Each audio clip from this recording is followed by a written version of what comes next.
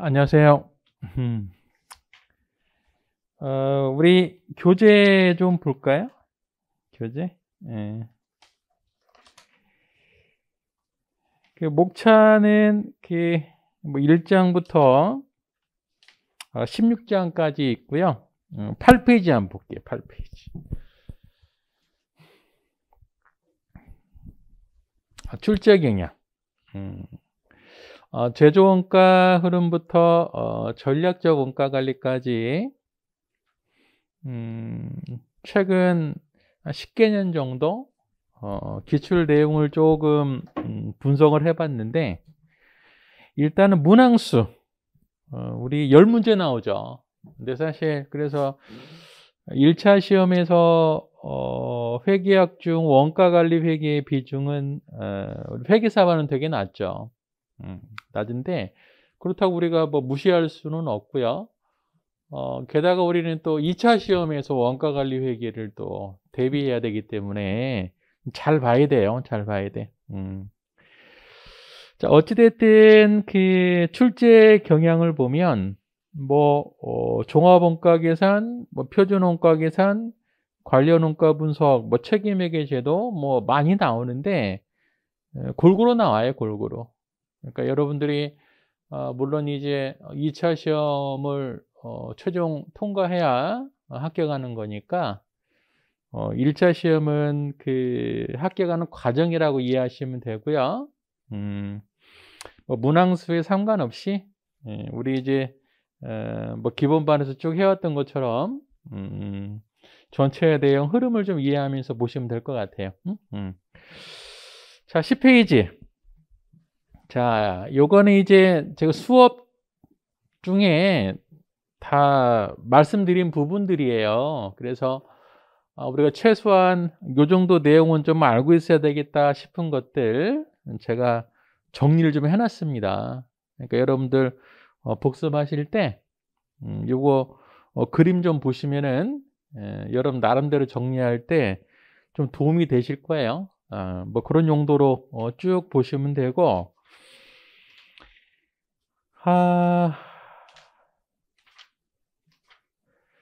꽤 돼요. 29페이지까지 있으니까.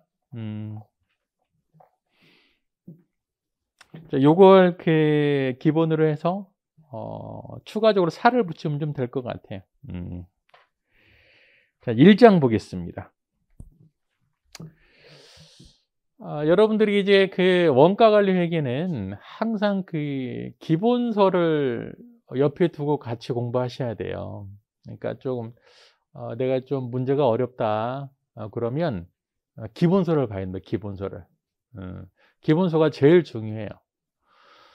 그래서 항상 기본서를 옆에 두고 모르는 부분이 있으면 해당 기본서에 뭐 예제라든지 우리 공부했던 거니까 그렇게 보완하시면서 공부를 해야 훨씬 도움이 많이 되고요.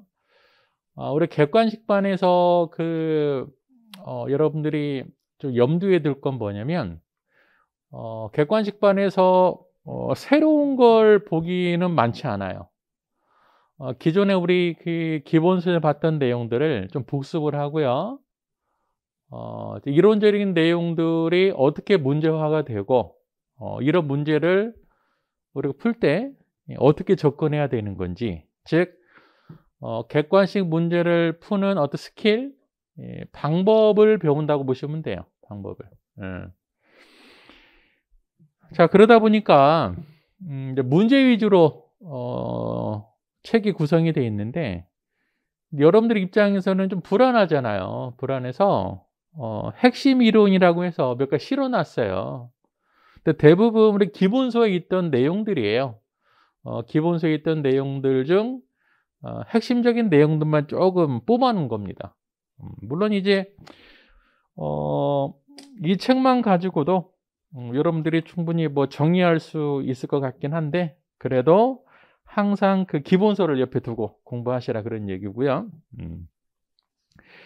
그 다음에 문제들이 쭉 뒤에 있는데, 문제 풀기 전에 조금 문제에 대해 설명을 드리면, 우리 객관식 그 문제들은 크게 세 가지. 뭐 일반적인 제가 만든 문제가 있고요. 그 다음에 세무사 기출, 회계사 기출로 이루어져 있어요.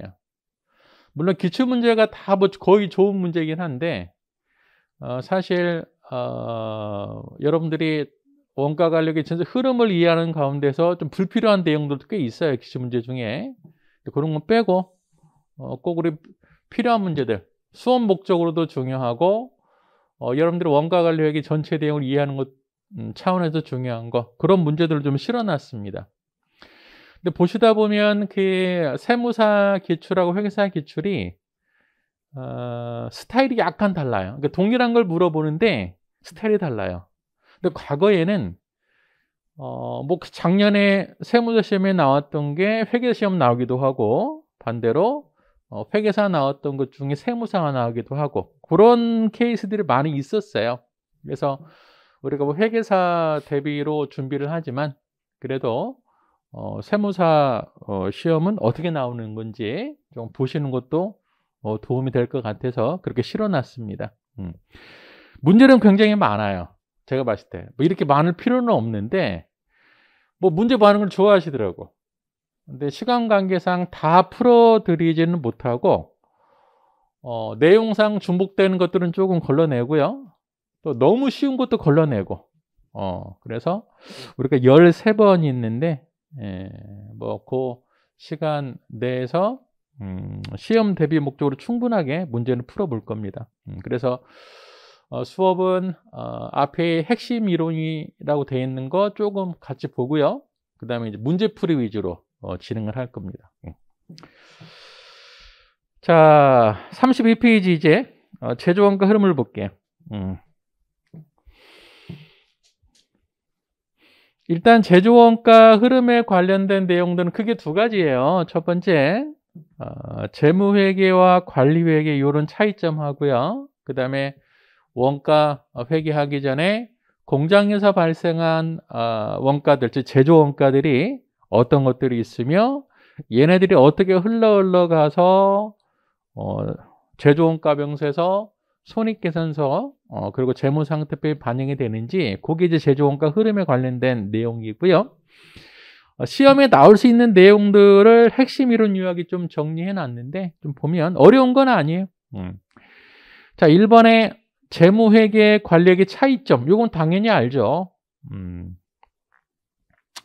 중요한 내용만 보면 재무회계는 외부 정보 이용자, 관리회계는 내부 정보 이용자. 그 다음에 준거 기준, 재무회계에는 기업회계 기준이라는 게 있지만 관리회계는 없다는 거, 그 정도 보시면 되고요. 자, 제조원가 구분. 제조원가는 상이한 목적에 따른 상이한 원가 분류라고 해서 우리 원가 담당자에 따라서 여러 가지로 우리가 분류할 수가 있는데, 가장 대표적인 분류 방법이 투적 가능성이죠. 그래서 재료원가, 노무원가, 제조경비를 추적 가능성에 따라서 직접비, 간접비 분류할 수 있는데, 사실 제조경비도 직접비가 존재할 수 있어요. 얘는 직접경비라고 합니다. 그러면 제조경비 중에서도 직접비가 존재하지만, 만약에 제조경비는 모두 다 간접비라고 하면 제조원가는 크게 어떻게 구분할 수 있어요? 직접 재료원가, 직접 노무원가, 제조 간접원가로 구분할 수 있고, 다시 요 세 개의 제조원가는 직접 재료원가, 직접 노무원가 묶어서 기초기본원가라고 그러고요. 직접 노무원가, 제조 간접원가 묶어서 가공전환원가라고 합니다. 실제 여러분들 기출문제 보면 이제 알겠지만 요즘에는 거의 다 기초기본원가, 가공전환원가 용어를 많이 써요. 그러니까 이 용어는 잘 알고 계셔야 됩니다. 참고로 예전에는 가공원가라는 표현을 많이 썼는데 최근에는 전환원가라는 용어를 많이 써요. 전환원가. 제조원가 흐름을 보겠습니다. 재료원가, 즉 제조원가는 크게 세 가지가 있는데, 재료원가, 노무원가, 제조경비가 있는데, 이 중에서 재료원가가 좀 특이하죠. 왜 특이해요? 재료원가만이 재고자산을 가지고 있거든. 요거 좀 주의하셔야 돼요. 재료원가는 재고자산을 보유하기 때문에 재료 매입액하고요, 사용액이 다르다고 그랬어요. 그러면 원가 계산할 때 재료 원가는 뭘로 보는 거예요? 사용분을 보는 거죠. 사용분. 그래서 재료 원가 사용분은 어떻게 우리가 찾을 수 있어요? 기초 원재료에서 단기 매입액 더하면 총 사용 가능한 원재료라고 하고, 이 중에서 기말 원재료를 빼서 재료 원가를 계산할 수 있습니다. 자, 그 다음에 이제 노무 원가하고 제조 간접 원가 발생분이라고 되어 있는데, 최근에는 노무 원가, 제조 간접 원가에 대해서는 발생주의, 즉 발생분이라고 표현을 하지 않고요, 현금 지급이라고 많이 주어져. 근데 여러분들 어떻게 해야 돼요? 현금 지급액을 이제 발생분으로 전환해야 됩니다. 그래서 우리 그 책에 이제 노무 원가, 제조 간접 원가 발생분은 현금 지급액이 주어져 있다면 거기서 뭘 반영해야 돼요? 성급분하고 미지급분을 반영해서 이제 발생분을 찾아야 됩니다. 거기 써 있는데, 당연히 소득세 공제분은 가산해야죠. 여러분들이 예를 들어서 월급이 100원인데 세금 떼고 90원만 받았다. 그러면 현금 받은 건 90원이지만 급여는 얼마가 돼요? 100원 되는 거죠. 당연히 소득세 공제분은 넣어줘야 돼요. 그러면 미지급액하고 성급액, 얘는 어떻게 구분할까? 얘는 제가 설명을 계속 해드려도 좀 어렵나 봐, 얘는. 이렇게 한번 정리를 할까요? 지금 한번 여러분들이 이제 이해를 한번 해보시라고. 자, 단기 발생을 증가라고 할게요. 먼저 미지급이라고 하면, 미지급이 발생이 되면 어떠한 회계 처리를 할까요? 차변에 뭔가 비용이 발생이 됐지만 돈이 없잖아요. 그래 돈을 못 줬다고. 미지급 이렇게 되는 거죠. 그렇죠? 만약에 이 미지급이 떨어지면 어떻게 회계 처리해요? 미지급이 없어지면서 뭐가 나가요?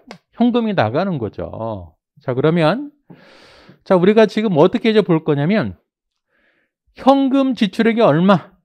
현금 지출액은 발생주액이 아니라는 거죠. 그럼 자, 현금 지출액이 주어져 있으면 미지급 어떤 계정 변동을 가지고 발생주로 바꿔야 되는데, 어떻게 판단하시면 되냐면, 현금 지출을 비용이라고 일단 보시면 돼요. 비용이라고. 자, 현금 지출을 비용이라고 가정을 하게 되면 뭘만 찾으면 돼요? 현금이 안 나갔으면서 비용 처리되는 걸 가산하면 돼. 그쵸? 자, 보니까 여기 현금이 안 나갔는데 어때요? 비용이 늘어났다고. 그럼 얘를 넣어줘야 돼. 즉 미지급 관련해서는 뭘 가산해 줘야 돼요? 단기 발생분을 가산해 줘야 된다고. 즉 증가분을 단기 현금 지출액에 넣어야 발생주의 비용이 되는 거예요. 그러다 보니까 그런 식이 되어 있잖아요, 지금. 자, 현금 지급액에 뭘 가산해요? 미지급액 증가분을 가산하는 겁니다. 당연히 감소분은 빼줘야 되겠지. 마이너스 효과니까. 그렇죠? 그래서 뭘 여러분들이 알고 계시면 돼요? 요걸 알고 있으면 돼. 우리가 현금 지출액을 비용이라고 가정을 했을 때 미지급이 발생이 되면 얘는 뭐냐면 현금이 나가지 않으면서 비용이 늘어난 거니까 얘는 어떻게? 플러스를 해줘야 된다는 거죠. 됐죠? 요거 하나만 기억하면 되지. 감소분은 반대로 우리가 처리하면 되고요. 성급분을 볼까? 성급분? 성급이 발생한다는 건 뭐예요? 차변에 성급이 되고 대변에 현금을 주는 거잖아요. 그렇죠? 성급이 감소할 때는 어떻게 돼요? 차변에 자산 처리했던 성급을 떨어내 주고요. 해당 비용이 발생되는 거죠. 얘도 마찬가지예요. 성급 같은 경우에는 성급이 없어졌을 때 뭐가 생겨? 비용이 생기는 거예요. 즉 현금과 관련 없는 비용이 생기는 거죠. 성급 같은 경우는 어때요? 감소했을 때 비용에 감안시켜 주더라 그런 얘기예요. 그러다 보니까 그런 이제 등식이 나오는 거죠. 자, 현금 지급액에 뭘 더한다? 미지급액 증가분을 더하고요. 선급액 감소분을 더하면 됩니다. 이해되시죠? 요거 두 개만 좀 정리해서 기억하시라. 자, 단기총재조원가 되게 중요하죠. 단기총재조원가는 어디에 포인트가 있는 거예요? 단기야, 단기. 단기 총 투입된 제조원가입니다. 그러다 보니까 뭘 빼줘야 돼요? 기초제공품 넣으면 안 돼. 단기분이니까 그거 주의하시면 되고요. 단기 제품 제조원가는 단기에 완성된 제품의 제조원가예요. 그래서 단기 제품 제조원가는 어느 계정에서 찾을 수가 있냐면 제공품 계정에서도 찾을 수가 있고 어때요? 제품 계정에도 찾을 수가 있어. 그러니까 제공품에서 빠져나간 게 단기 제품 제조원가이면서 제품 계정 입장에서는 들어온 게 단기 제품 제조원가가 되겠죠. 다음 페이지. 매출원가는 어떻게 팔린 부분이 매출원가가 되는 거죠. 그래서 6번 제조원가 흐름 T 계정이 있죠. 요거 가지고 이제 문제를 푸는 거예요. 요거 가지고. 자, 이제 문제를 보겠습니다. 자, 1번. 원가는 경영자의 의사결정 목적에 따라 여러 가지로 분리할 수 있다. 얘를 뭐라고 표현하냐면 상이한 목적에 따른 상이한 원가라고 그래요. 1번. 고정원가는 원가 행태 분류 방법 맞죠? 원가 행태는 변동비, 고정비예요. 2번. 간접원가는 추적 가능성이 맞죠? 매몰원가는 의사결정 관련성. 자, 매몰원가 상대되는 개념이 뭘까? 기회원가라고 그러죠. 4번. 제조원가는 기초원가, 가공원가. 얘 틀린 거지, 얘가 틀린 거. 왜냐하면 기초원가 안에도 노무원가가 들어가 있고 가공원가 안에도 노무원가가 들어가 있기 때문에 이중으로 들어가는 거죠. 자, 5번. 기간원가는 제조원가 포함 여부에 따른 분류다. 맞는 거죠? 기간원가가 뭐죠? 판관비죠, 판관비. 판관비는 재고가 될 수 없어요. 반면에 제조원가로 다른 말로 뭐라고 그래요? 재고 가능원가라고 하는 거죠. 자, 원가 배부와 관련된 다음 설명 중 올바른 것은 찾아보세요. 찾아보시고요. 틀린 거는 왜 틀렸는지도 찾아보세요.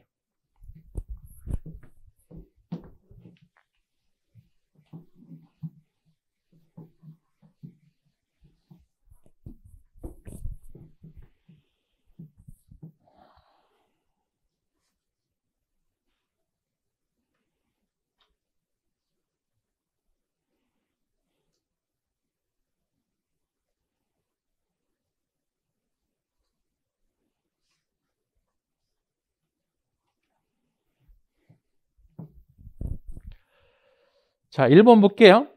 배부 기준은 인과관계 기준에 의해서만, 이거 틀렸네. 예. 뭐가 있어요? 수혜 기준, 뭐 부담 능력 기준 이런 것들이 있죠. 틀렸고.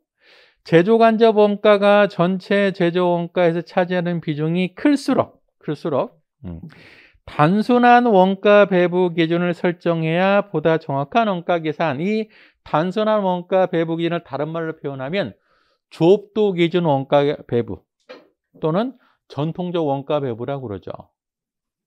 그러면 최근 나온 원가 배부 기준이 바로 ABC라고 보시면 돼요. 단순 제조 ABC가 도입된 배경 중에 하나가 뭐였냐면 공통비 비중이 증가죠. 2번도 틀렸고. 자, 활동 기준 원가 계산 제도에서는 제품의 생산 수량과 직접 관련이 없는 비단위 기준 원가 동인을 사용하죠. 이거 틀렸고. 제조 간접 원가 배부가 정확하게 이루어질 수 없기 때문에 원가 배부는 어떠한 경우에도 경제적 의사결정을 위한 정보를 제공하지 그렇지는 않죠. 정확하지 않더라도 최대한 합리적인 배부 기준 원가 동인 차에서 나눠줘야 되겠죠. 이거 틀린 거고. 활동 기준 원가 계산 제도에서 원가 배부 기준으로 선택된 원가 동인이 원가 발생의 인과관계를 잘 반영하지 못하는 경우 제품 원가 계산이 왜곡될 가능성이 있다. 맞죠? 맞고요. 자, 3번. 옳지 않는 거 얘도 찾아보세요.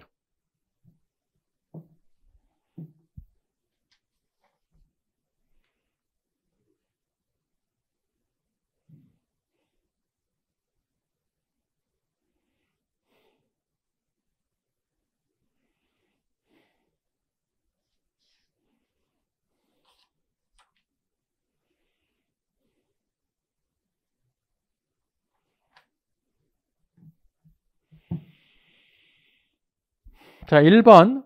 배부 기준은 가능한 한 인과관계를 충분히 반영, 여기 인과관계 기준이 되고요. 분리점에서의 판매 가치 기준에 의한 결합원가 배부는 부담력 기준, 부담력 기준이라고 하기도 하고 수혜 기준이라고 하기도 해요. 즉 판매 가치가 많은 연산품에 더 많은 결합원가를 배부하겠다, 뭐 그런 개념이 되고요. 제조간접원가 비중이 클수록 좀 더 다양한 배부 기준 맞죠? 그래서 어떤 식으로 우리가 정리를 했어요? 부문별 배부 기준이라든지 활동 기준 원가 계산을 적용한 거죠. 보조부문 배부에 있어서 단계 배부법이 직접 배부법보다 항상 더 합리적인 정확한 배부 결과를 가져오면서 아니다. 왜냐하면 단계 배부법 같은 경우에는 우선순위를 선택을 해야 되는데 우선순위를 잘못 선택을 하게 되면 오히려 직접 배부법보다 정확도가 떨어질 수가 있더라, 그런 얘기입니다. 자, 5번. 제품의 다양화는 더욱더 단순한, 아니죠. 제품이 다양하게 되면, 많아지게 되면 원가 계산 잘해야 되겠지. 사실 하나밖에 없으면 원가 계산 잘할 필요가 없어. 많아지니까 좀 더 정확하게 배부해야 되기 때문에 A, B, C라는 이런 게 나온 거죠. 그래서 활동 기준 원가 계산의 도입으로 효익이 큰 기업의 유형에서 뭐가 있었냐면 제품 조형과 다양한 기업일수록 활동 기준 원가 계산을 적용하는 게 더 좋다, 그렇게 표현할 수 있고요. 자, 다음 페이지 5번 보겠습니다. 관료에게 설명 중 옳지 않는 거 찾아보세요.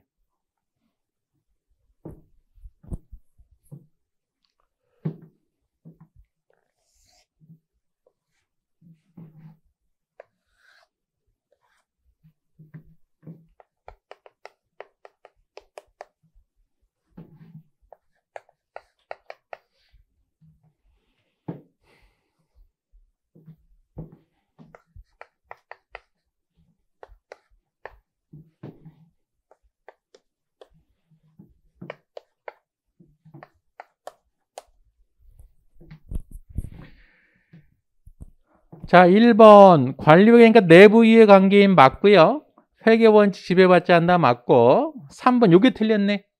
재무제표는 재무회계 측면이죠. 4번 시간 관점 미래지향적. 반면에 재무회계는 과거지향적이라고 보시면 되고요. 정보의 범위가 좁고 특수, 예, 맞습니다. 그러면 재무회계는 어떻게 볼 수 있어요? 정보 범위가 넓고 광범위하다, 이렇게 보시면 되겠죠.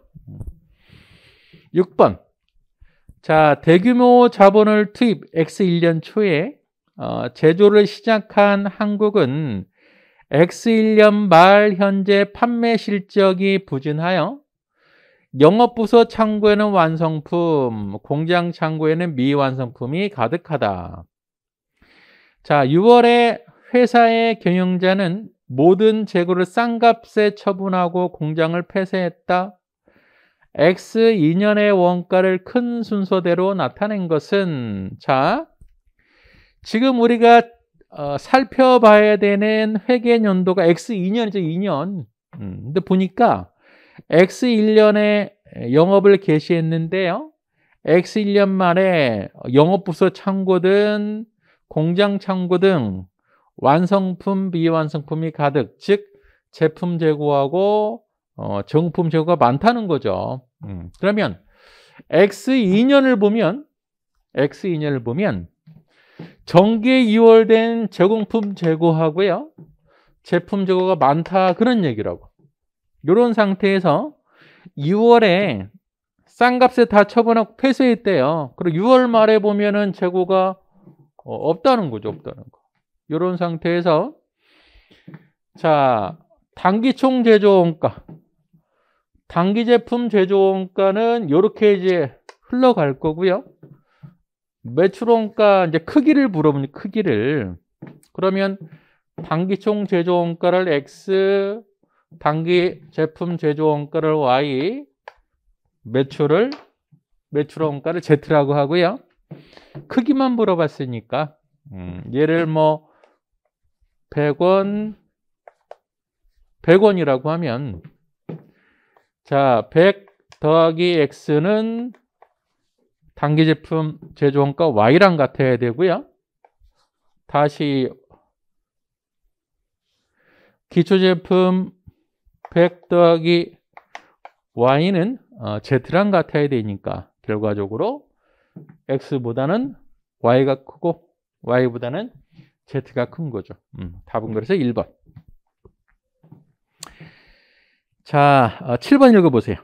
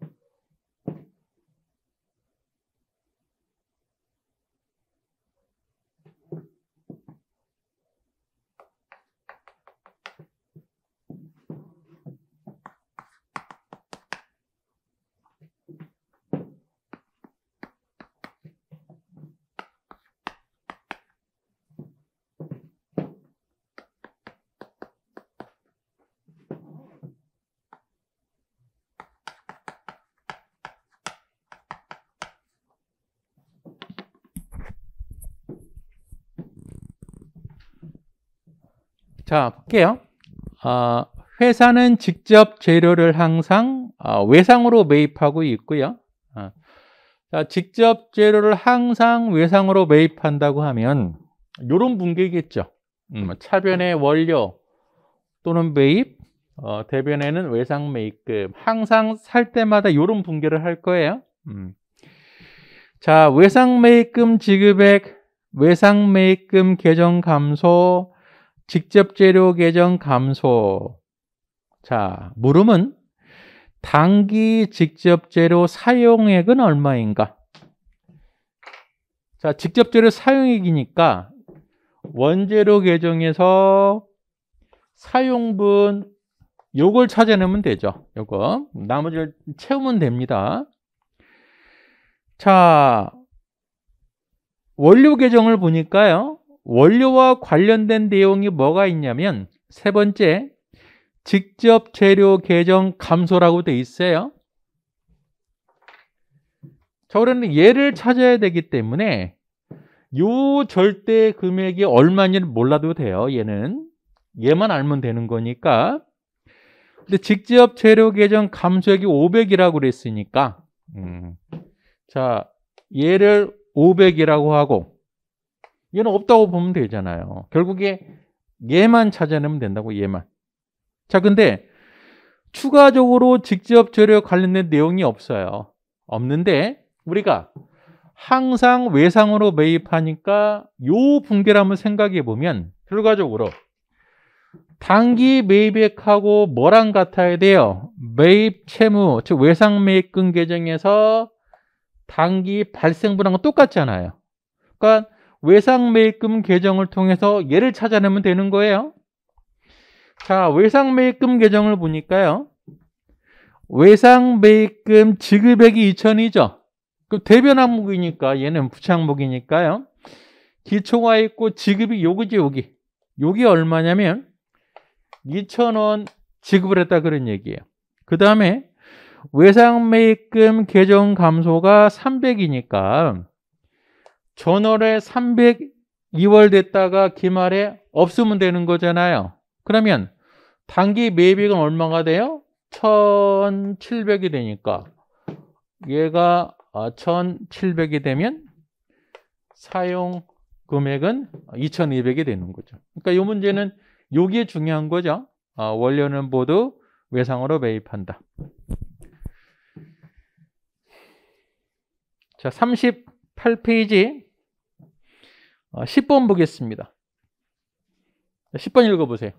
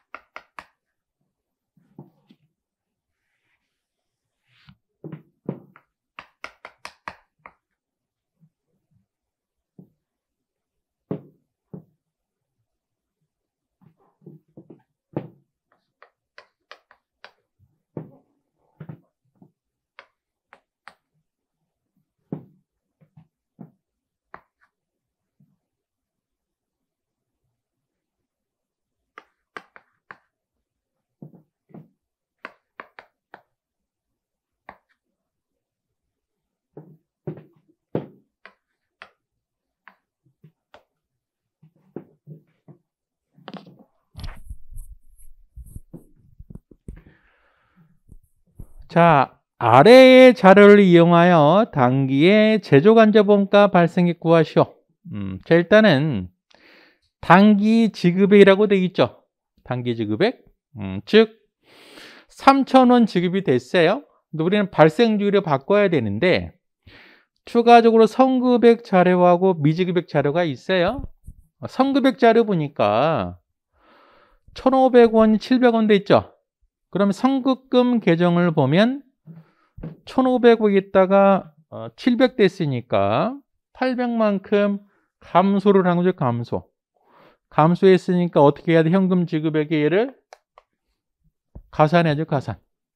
그렇죠? 미지급 같은 경우에는 500이 발생을 한 거죠. 500이 발생. 미지급 증가는 어떻게 돼요? 다시 현금 지출액에 가산해야죠. 답은 얼마가 돼요? 그러면은 3,000원에다가 800하고 500 더하니까 4,300이 되는 거죠. 요걸 분계를 한번 해볼까요? 분계? 요거 분계를 한번 해보면 선급이 줄어들었으니까요. 자, 비용이 800이 되고 선급이 800이 된 거죠. 그러니까 현금 지출 없이 비용 늘어난 게 800이니까 얘를 당연히 가산해 주는 거죠. 미지급은 비용이 500원 발생이 됐는데 돈이 없어가지고 미지급이 500 생겼으니까 당연히 얘도 가산해 주는 거죠. 그렇죠? 자, 근데 이렇게 생각해 볼 수도 있죠. 아니 그러면 800만큼 순액이 감소한 것고 이해가 되는 이럴 수 있지 않느냐. 얘가 다 없어지고 새로 얘가 생길 수도 있잖아요. 그렇죠?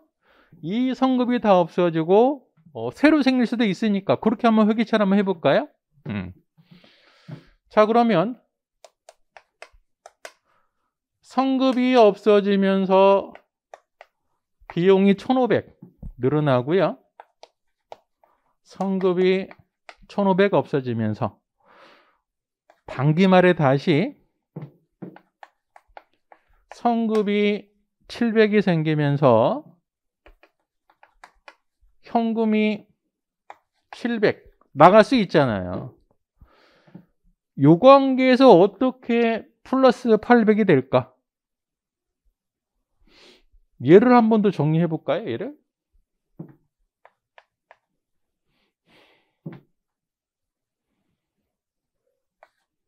여기 없어지겠네.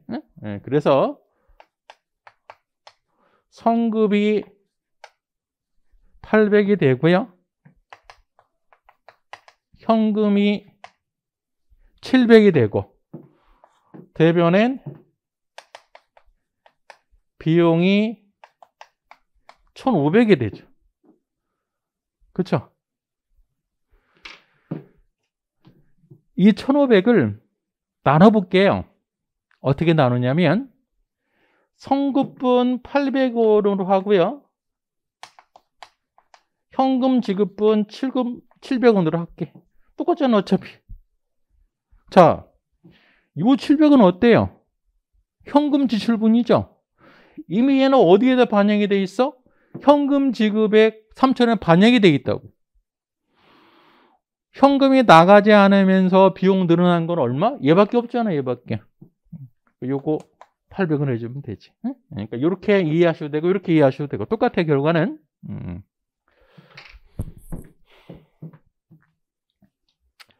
자, 39페이지 12번 읽어보세요.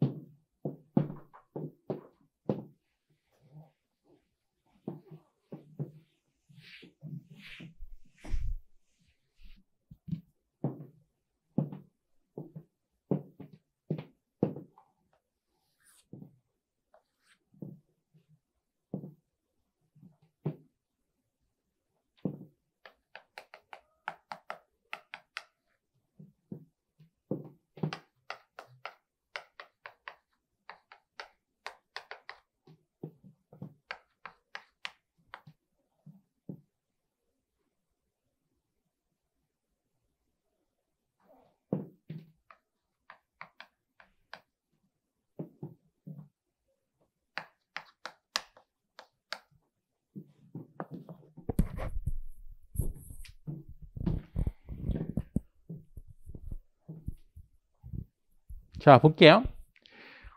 다음은 4월 제조 관련 자료고요. 우리가 찾아내야 되는 건 4월의 단기 제품 제조 원가예요. 그럼 단기 제품 제조 원가는 두 가지에서 찾을 수 있다. 먼저 제공품 계정에서 완성된 요게 바로 단기 제품 제조 원가가 되고요. 얘는 다시 제품 쪽에 투입되기 때문에 제품 쪽에서도 찾을 수 있죠. 근데 우리는 제공품 쪽에 찾을 수 있을 것 같아. 자, 월 초 및 월말 재고자산 보니까요. 제공품은 3만, 4만 써놨고요.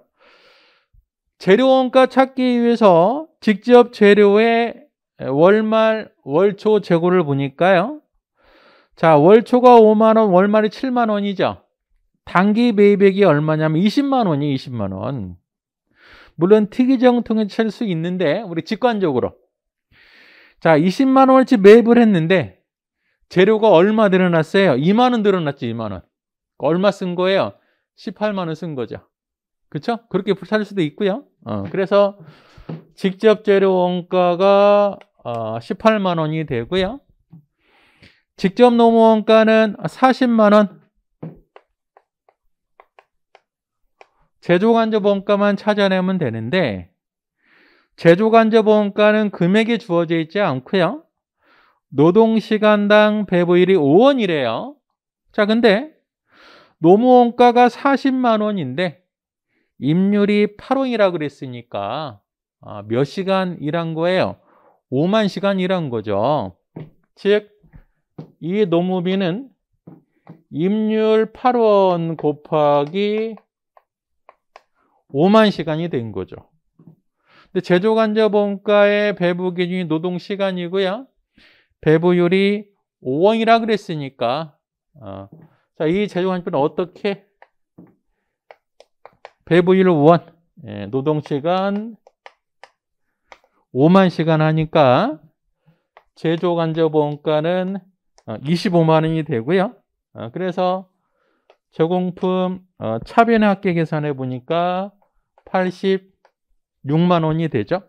그래서 4만 원 월말 제공품 빼니까 단기 제품 제조 원가는 82만 원 계산할 수 있는 거죠. 자, 13번 읽어보세요.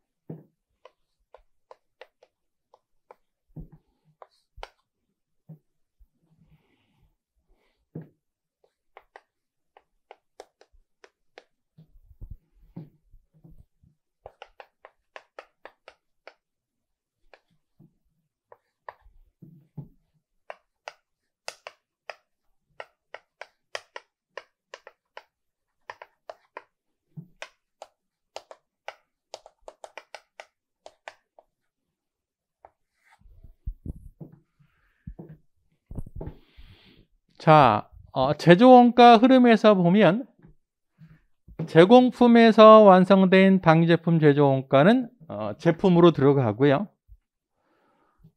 제품에서 빠져나온 건 뭐가 되는 거예요? 매출원가가 되는 거죠. 자, 요 구조에서 지금 13번 보니까요. 매출 총이익이 주어져 있고 당기제품 제조원가가 680만 원, 기초기말 제품과 제공품이 주어져 있고요. 총 매출액을 물어봤어요. 그러면 제조원가 흐름에서는 당기총 제조원가, 당기제품 제조원가, 매출원가를 물어보는데 갑자기 총 매출액 물어본 이유가 뭘까 보니까 손익계산서에서 매출액에서 매출원가를 뺀 매출총이익이 주어져 계산이 되는데 문제에서 매출총이익이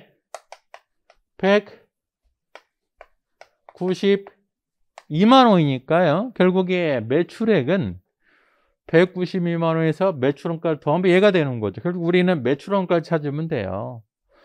매출원가는 어디에서 제품 계정에서 빠져나온 걸 찾으면 되는데 기초제품이 90만 원, 기말이 104만 원이고요. 당기제품 제조원가가 680만 원으로 되어 있으니까 매출원가 계산해 보면 666만 원이 돼요. 그래서 자, 매출원가가 666만 원이니까 매출 총이익 더하면 858만 원이 매출이 되는 거죠. 이 관계도 중요해요. 이 관계도 매출에서 매출원가를 빼면 매출 총이익이 되더라. 그러다 보니까 매출원가율 더하기 매출 총이익률은 1이 되는 거죠. 여기까지 기억을 좀 해두시고요.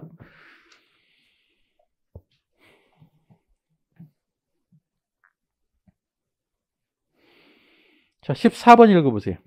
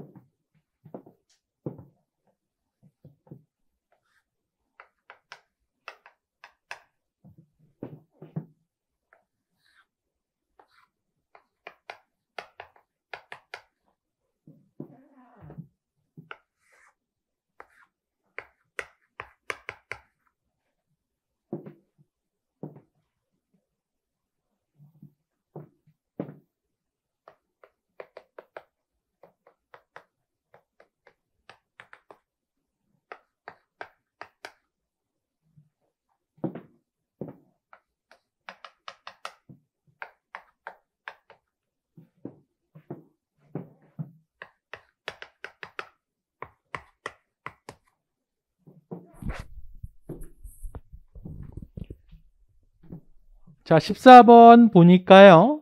뭐 재고에 대한 내용도 나오고 직접 재료원가, 직접 노무원가, 제조간접원가에 대한 내용도 나오고요.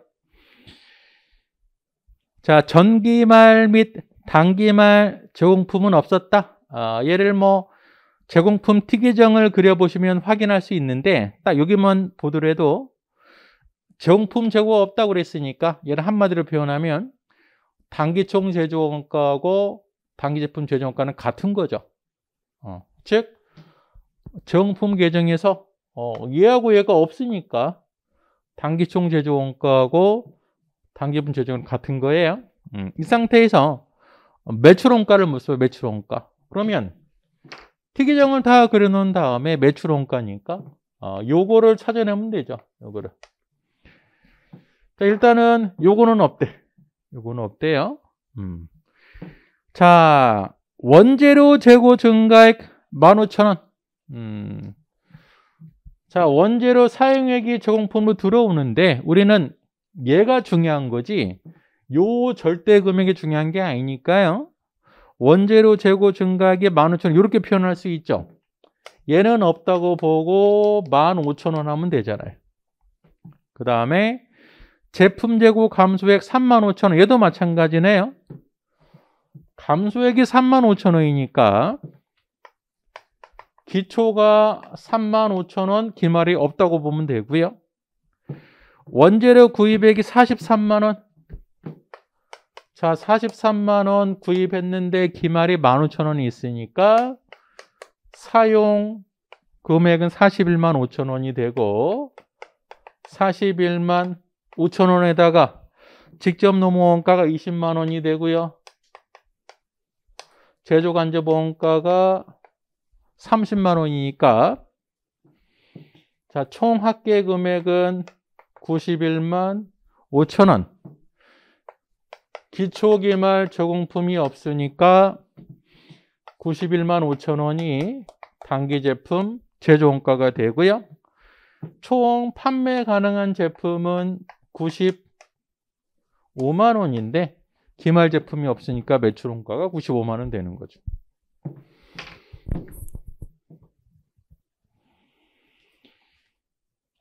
아, 15번 읽어보세요.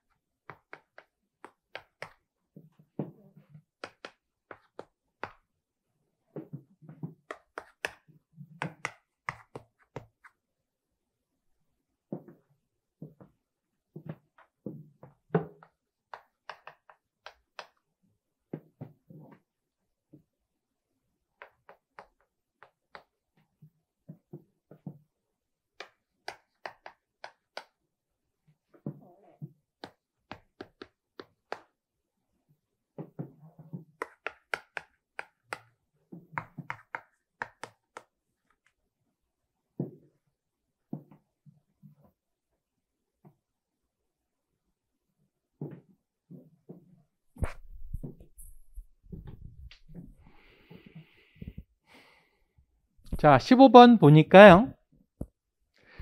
재고자산 내역이 주어져 있고 물은 보니까 매출 원가 물어봤어요. 그러면 세 가지 티계 좀 그려놓고요. 매출 원가 물어봤으니까 얘를 찾아내면 되죠. 그 다음에 기초기말 재고자산 금액을 써봤습니다. 남은 채우면 돼요. 첫 번째, 원재료 제조 공정에 투입된 투입 금액은 모두 직접 재료 원가고요. 얘가 다 직접 재료 원가래요.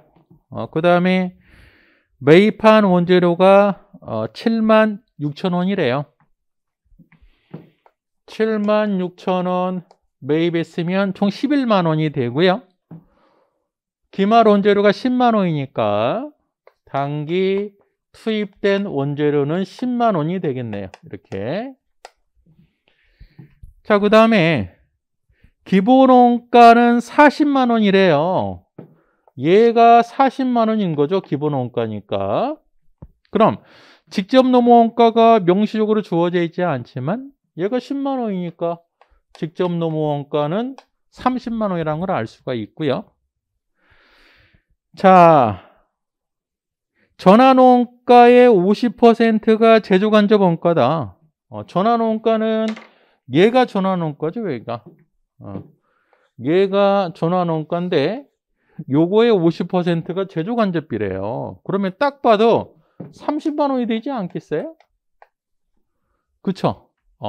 자, 근데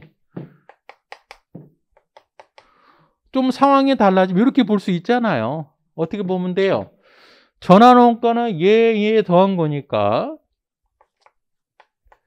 직접 노무 원가 30만 원에 제조 간접 원가 더한 금액이 전환 원가가 되고요. 여기에 50%한 금액이 제조간접비죠. 이렇게 계산해도 돼요. 그러니까 이런 문장이 많이 나와요, 실제. 근데 금액을 명시로 안 주어지고 이런 식으로 찾게 만든다 그런 얘기죠. 이 등식을 만들어 놓으면 되지 뭐. 여기에 전환원가 50%가 제조간접비. 얘를 계산하면 30만 원 나오겠죠. 자, 그러다 보니까 단기 제품 제조원가가 얼마가 나오냐면 71만 7천 원이 됩니다. 얘가 그래서 71만 7천 원이 돼서 기말 제품 차감하니까요 67만 9천 원이 됩니다.